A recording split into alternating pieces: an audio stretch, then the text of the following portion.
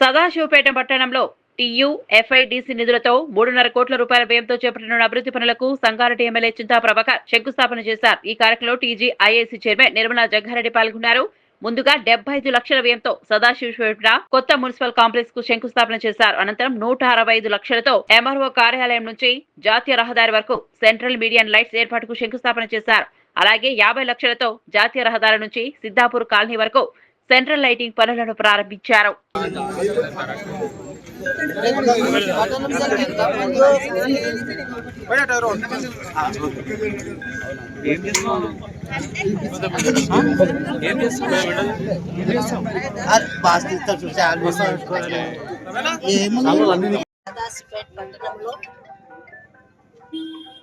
మరి అభివృద్ధి కార్యక్రమంలో ఈరోజు మరి 3 ప్లేస్లలో శంకుస్థాపన చేయడం జరిగింది. ఈ కార్యక్రమం చేసిన స్థానిక ఎమ్మెల్యే చింతా ప్రభాకర్ గారు, అలాగే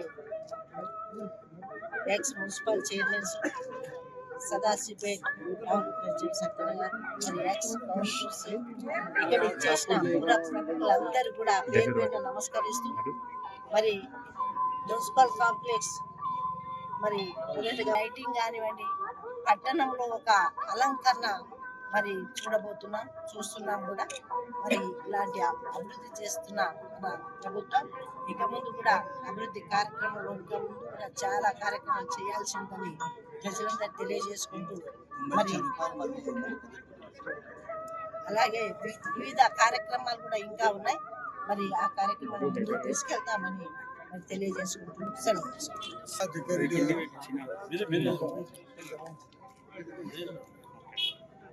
మాజీ మున్సిపల్ చైర్మన్లు, మాజీ కౌన్సిలర్లు, ప్రముఖులు, ఈ వార్డుకి సంబంధించిన మహిళలు, మరి మిగతా ఇక్కడ హాజరైనటువంటి రైతులకి, మీడియా మిత్రులకి హృదయపూర్వక నమస్కారాలు.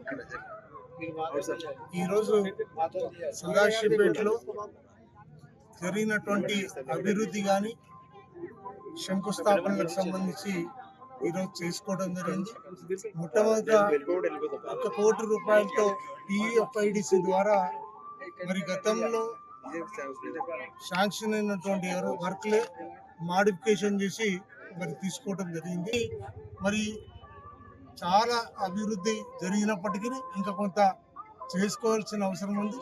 మరి ఈ దిశగా ఇప్పుడు ప్రభుత్వంలో మరి ఉన్నటువంటి మరి నిర్మలమ్మ గారు మరి మిగతా వాళ్ళు కొత్తగా ఏ డెవలప్మెంట్ తీసుకొచ్చినా దాన్ని స్వాగతిస్తాం.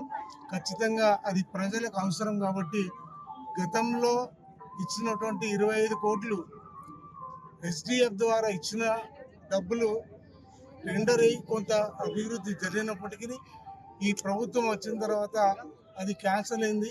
ఆ వర్కులు కూడా అత్యవసరం కాబట్టి ఆ వర్కులన్నీ చేపించడానికి నిధులు తీసుకురావాల్సిందిగా మేము హృదయపూర్వకంగా వారిని కోరుతాము.